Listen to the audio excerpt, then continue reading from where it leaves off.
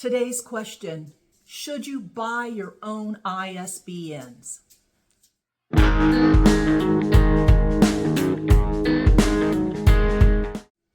Hi there, I'm Eva Pohler, a USA Today best-selling author of over 45 novels, a writing professor for over 3 decades, and a professional editor. And today I want to talk to you about the pros and cons of purchasing your own ISBNs. First, let's make sure we're on the same page. An ISBN is the International Standard Book Number, and it's the unique identifier for your book that retailers, libraries, bookstores, and distributors use to track your title across databases. And you will usually need a separate ISBN for ebook, paperback, hardbook, audiobook, and any major revisions that you make. I mean, this has to be more than 10% of a change for you to need a second edition and a new ISBN. So think of it as kind of a fingerprint. It tells the industry who owns the publishing rights and where the metadata, like your book title, author name, and distributor, originates. So let's talk about the benefits of free ISBNs. First of all, the big one is that they're free. And when you're a brand new author, all of these costs can really overwhelm you. Especially if you're not sure if you're really going to continue, if this is going to be more of a hobby or if this is even going to make you money. You might not want to invest money in an ISBNs are expensive. And so is editing, formatting, cover art. And so what I did was I went ahead and just used the free ISBN at Kindle Direct Publishing and went ahead and published probably about 20 books before I decided to buy a batch of ISBNs, and I'll talk about why that's a good idea. But anyway, back to why you would want to do the free is they're free, they're fast and convenient. All you do is push a button saying, I accept the free ISBN. And you don't even really need an ISBN for ebooks. KDP uses their ASIN system, and Google Play has their own identifier. Everybody, all the retailers have an identifier for the ebook. So I don't bother assigning ISBNs to ebooks. I just do it for my paperbacks and hardbacks. And then I allow the retailers also to assign the identifiers for the audiobooks. Now, the cons of getting a free ISBN is that the retailer is listed as the publisher. Now, at first, when I was just getting started, being an indie author was not yet accepted as, it was kind of looked down upon, like indie authors weren't as legitimate as traditionally published authors. And so I liked the idea of hiding behind Amazon as the publisher. And so putting my name as the publisher wasn't something that I was really worried about one way or the other. But so it does, mean that Amazon and IngramSpark or whoever you're using to get the free ISBN is listed as a publisher. And it doesn't really hurt your reputation, but it does make you look less independent. It also limits your distribution control. This is a big downside. So if you use a free ISBN at KDP, you can't use that same ISBN if you decide to publish someplace else, like IngramSpark, and vice versa. Nook Press, any place you publish, if you use their free ISBN, it only can be used via their press. Whereas if you own your own ISBN, you can use that same ISBN at all places that you publish. And it's harder to manage a wide publishing strategy if you're just using the free ISBN. It's your global distribution, your hardbacks, your library distribution, bookstore distribution, special editions, your own publishing imprint. All of this is easier to manage if you have the flexibility of owning your own ISBNs.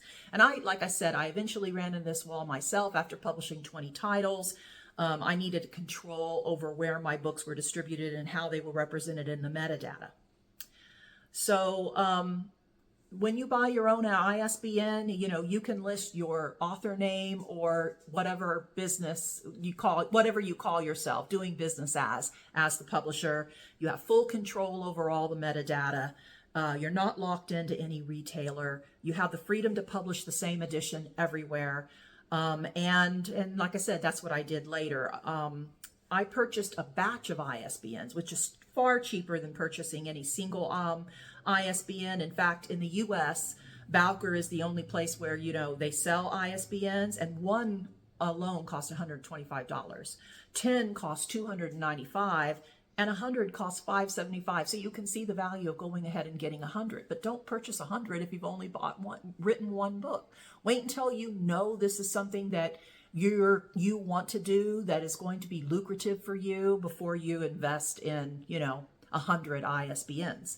And it's not really that hard to buy your own ISBN and register your book under your name. There is a little bit of a learning curve, but once when you do it once, it's easy after that. You're just basically publishing, making sure you're associating that, and you do this on Bowker, your publishing name or imprint, your book formats, your metadata.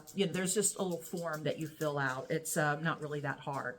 And so what I did was, since I was on a tight budget, just getting started, like I said, I waited until after I'd published 20 books. And then I went ahead and kept my KDP ISBNs at Amazon and turned off the global distribution option for my paperbacks and hardbacks.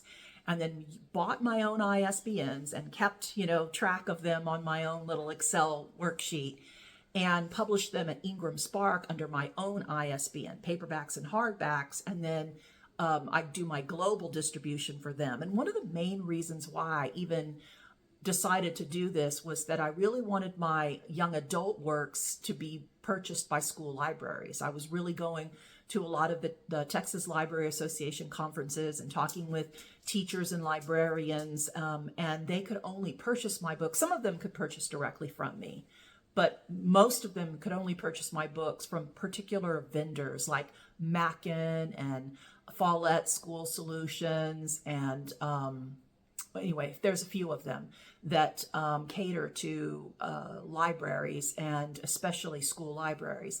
And so in order for me to get my distribution to Follett and Mackin and all those other places, I needed to be at Ingram.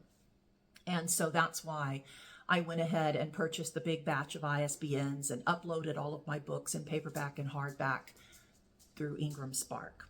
And IngramSpark is not as easy to use as KDP. So I always just publish first at KDP, and then when I have the time, in fact, I'm behind on several books. I've had several books come out and I haven't gone to do it at IngramSpark yet. So I went ahead and temporarily turned on global distribution at KDP so that my books can still, be found by other vendors. But I really need to catch up and upload some of my books to Ingram with my own ISBNs, but it's not always a priority. I know I'll eventually get there. And I guess I feel like as long as, all my young adult books are there, and I'm really not writing YA anymore. And I've got the first 12 books in my mystery series there. So I don't feel the same sense of urgency, but that is something on my list. So that's what I did. And, everybody, you could talk to other indie authors, and I'm sure they all have their own stories, but I'm all about trying to save money and making sure that you're really committed to a business before you invest a lot into it. And I hope you found that helpful. And if you did, will you please give this a like or a thumbs up and share it with your friends, and subscribe if you haven't already subscribed. And I'm wishing you every success as you continue with your career. Happy writing. Thank you. Bye-bye.